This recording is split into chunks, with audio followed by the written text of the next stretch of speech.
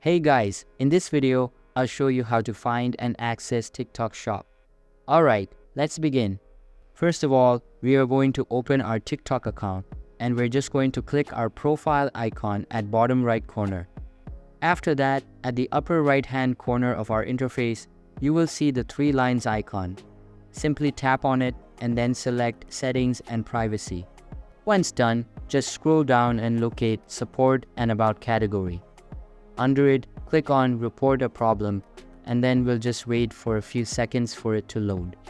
After that, we're going to scroll down and then tap on Chat with Us. This will initiate a live chat with TikTok support. Here, we are going to type in our concern. So, we can type, "My TikTok shop is not showing, please help me," and then send it. Now, you just need to be patient and they will provide you a solution. So that's basically how you can find and access TikTok Shop. And that's it for this video. If you find this helpful, consider subscribing and giving this a big thumbs up. Thanks.